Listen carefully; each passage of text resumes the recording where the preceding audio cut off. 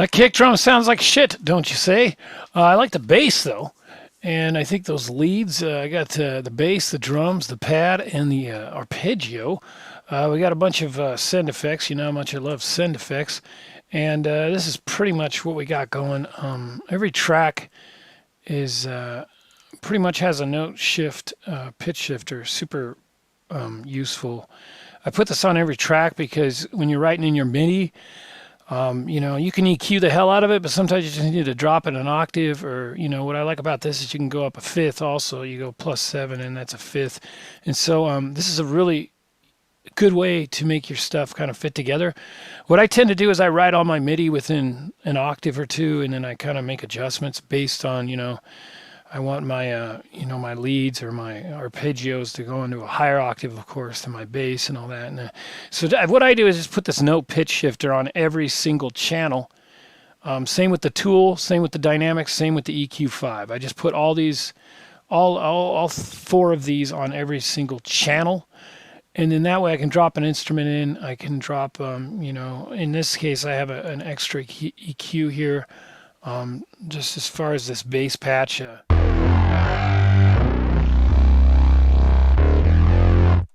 I had just some real specific dynamic, some real. I just really like this HEQ. I like how the curves are analog. It just has a little bit of an overtone to it. So I added that in. Of course, I got the low cut on the bass, or the high cut rather on the bass, and then the drums. You know, just like I say, this kick drum's terrible. I need to change it. None of these drums are very good. What I'll tend to do is I'll tend to just throw a bunch of drums in and build the stuff around it, and then just kind of tweak the drums to taste.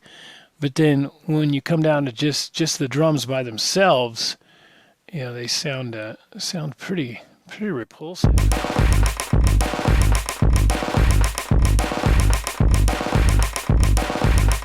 I mean, they sound really quite ridiculous, but you know. The drums aren't actually the center of this song as much as it is. I kind of make the kick pop out a little bit. But again, I have EQ5 on every single drum and just kind of like, you know, EQing it up. And then on the main drum bus, or I have the API 2500. A tool, and then this dynamic's not really doing anything. This is basically left over from one of my default channels. Obviously, I mean, I guess you don't really need a dynamic on the drum track. But you could put a dynamic on the, you know, the hi-hat track and like have the hi-hat duck this snare, or the open hi-hat or something like that. Anyway, we're chill over here, you know what I mean? Let's close that up. Next up is the pad. Again, the note pitch shifter, the tool, the EQ5, and the dynamics. It's all set up there, you know? Of course, I have the side chain to the drums, you know.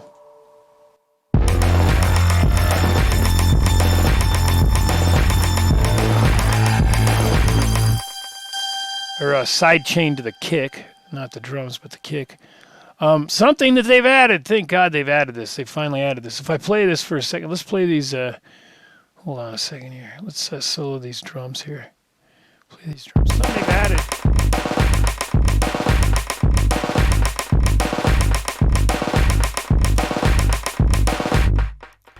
They've added those little meters, which is really, really handy, because a lot of times what I'll do is I'll have a bunch of, I want to sidechain this to the kick drum, but I might have multiple kick drums in my drum rack. And so now they actually have the meters, so you can see which one is firing off MIDI, which one's firing off some amplitude, if you will. And so that's super handy, a new thing here in Bitwig 3.0. Very, very handy. So that's something they've added, which I really, really like. Very, very handy when you're sidechaining and whatnot. And then we have the arpeggio, same thing. We have the note pitch shifter, synth master on that. Synth master is just an old classic. I constantly, if I can't find the sound, you know, that I'm looking for, I get the synth master out and strum through some presets. Not the best synth in the world to program. It's kind of a pain in the ass to program this synth. But I've always loved the presets on this thing. What I might do is, you know, dig around the presets and maybe adjust the filter. or the distortion or the effects to taste. But yeah, Synthmaster's always been kind of a classic for me as far as.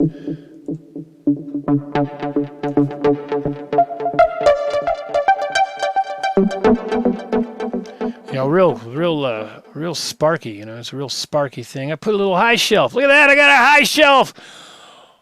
Oh my God, a high shelf! Look out! Watch your ears. The thing about the high shelf is sometimes you get that. It's called a. It's a. Shit. What's it called? It's called a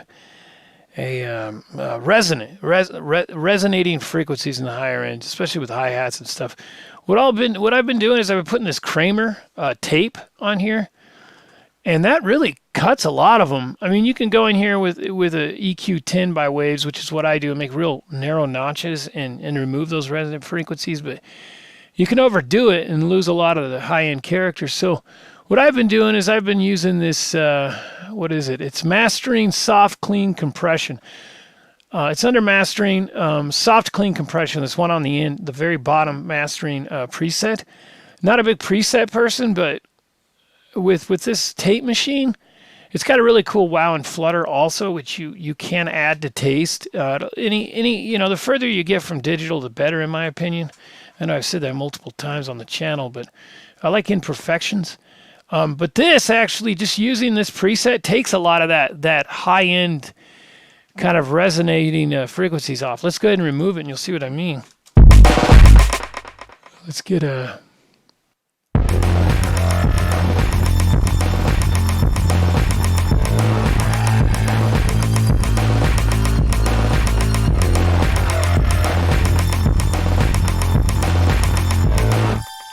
It's kind of hard to tell. You have to have a studio monitor kind of set up, and if you're not listening through headphones, you probably won't. The finer details are kind of hard to relay, or to relay via the YouTube video.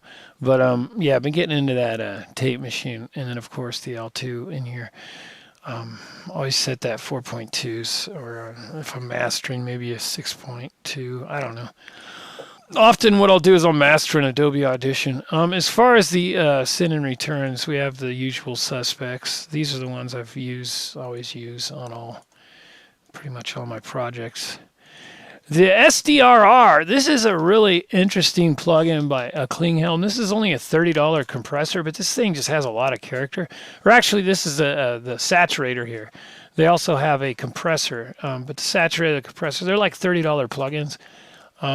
And this is the axe. You have to have this on. You have to send your snare drum and maybe some of your hi-hats or your high-end stuff, send it to the axe. And of course you can dial that all in here. And what I love about the drum bus is you can separate that. And unlike Ableton, you have send and returns on individual drum tracks.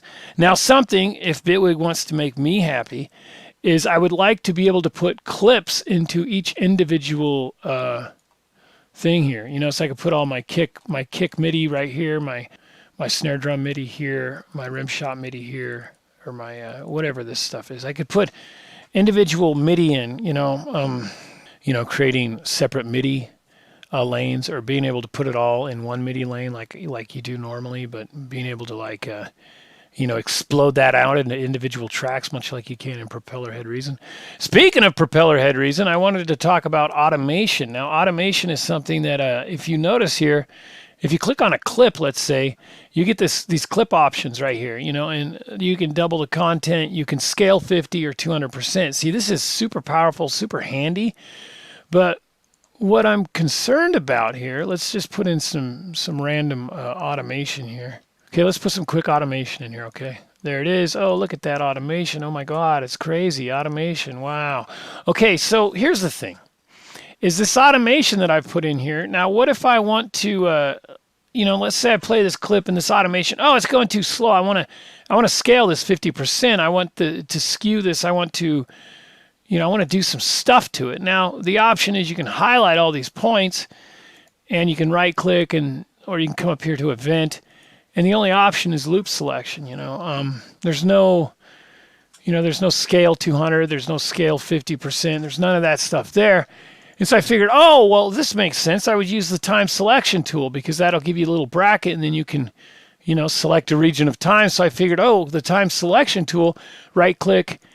And again, I have a time selection up here, but again, I don't have the menu, the same menu I have with the clip. So, with the clip, you can scale 50, scale 200%, but with the, with the time selection tool, you don't have those options. But it would be really nice to be able to, condense this automation down 50%, or maybe, expand it to 200%, or reverse it, or just, I can hit Control D, I can do that, with the time selection tool, and that's all good. But I can't really, condense that. It'd be nice to duplicate that and then maybe condense it and then hit like you can in Propeller Head Reason, hit the control, the control key and get that little stopwatch and then just kind of condense this down like it's a clip. So maybe automation clips for Bitwig Studio, or just having those options in the time selection tool, just like you do in the clip. See, if I click on a clip here, I get all those options. I get a lot of options. But yet if I use the time selection tool, and select some automation points, I don't have, I can't condense or expand my my automation. So that's something that might be worth looking into there, Bitwig Studio. But as far as the grid goes, the grid's amazing. The presets that are in the grid are just as good as VST instruments that I've been using. The sound that comes out of the grid is amazing, which means that the modules are really well put together. And but you can get your DSP going out the window with that grid if you get too crazy with it. Anyway, check out Polarity Music. Check out those presets. Polarity Music has a YouTube channel, and he's a master at building the presets. And he built some presets for the grid that are absolutely amazing. And they utilize Aftertouch, which Bitwig Studio calls pressure, but it's Aftertouch. It's when you push down on the key and you give it just a little extra pressure. What's going on here? I'll show you here real quick. Let's go ahead and hook something up here.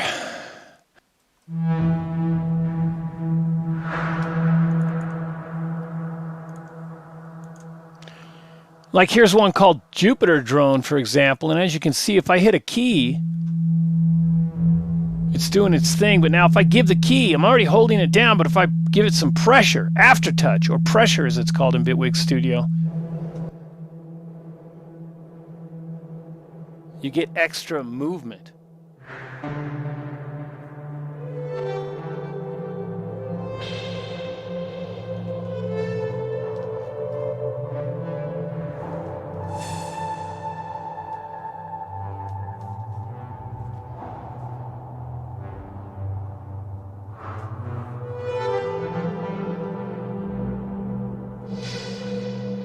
So just an absolutely masterful sound and pad there by Polarity Music. So yeah, subscribe to his channel, check out his presets. He actually has a GitHub. He puts the presets on, and also they were included in the Bitwig 3 release, some of his better presets. And so Aftertouch is kind of, it's like a sixth sense, it's a new sense. It's a new way of composing music, is using Aftertouch. So I highly recommend getting a keyboard with Aftertouch. I got the Olympus VI61.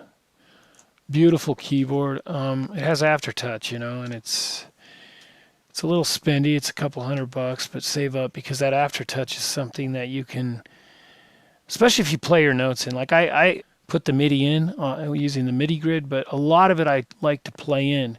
And when you're playing in your MIDI, you can actually use that Aftertouch, and it actually keeps track of it. And you can add a new form of expression to your MIDI, and so it's pretty exciting. Anyway, Chill Computer Guy here. I'm gonna get off the computer and go eat some food, I think. Yeah, I just had a few minutes tonight. I figured I'd make a video. I haven't made a video in a long time. Been super busy with the day job and whatnot.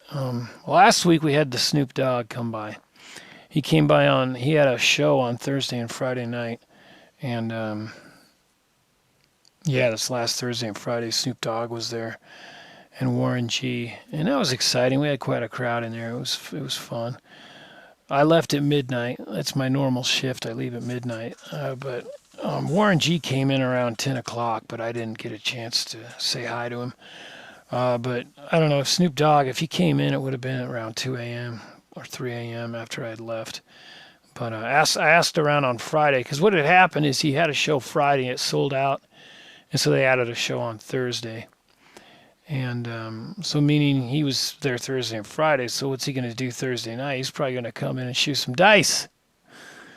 Anyway, I better shut up. All you got to do is look at a calendar and you can find out where I work.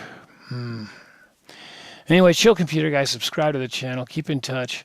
Comment below. Let me know what you think of Bitwig 3. Yeah, that automation thing is kind of a biggie, but I really like having the amplitude meters on the devices when you go to Sidechaining. That's a handy thing. So it's a nice addition. Anyway, Chill Computer Guy, we're getting chill. These videos aren't for beginners or experts, they're for everybody. My number one goal here is to inspire you to make music. So be sure to subscribe, click that bell, tell a friend about the channel. If you know anybody into Bitwig Studio, family, friends, tell them about the squeaky chair. Now tell them about Chill Computer Guy. Tell them about the channel here so they can check out the content. And I'll try to get stuff up more often. I have a lot of stuff that I start cutting up and then I just kind of abandon it. So, but yeah, I'm actually going to have a tutorial coming up on Aftertouch, so be sure to subscribe. You don't want to miss that. Comment below, check it out, and we'll see you guys again. Bye-bye now.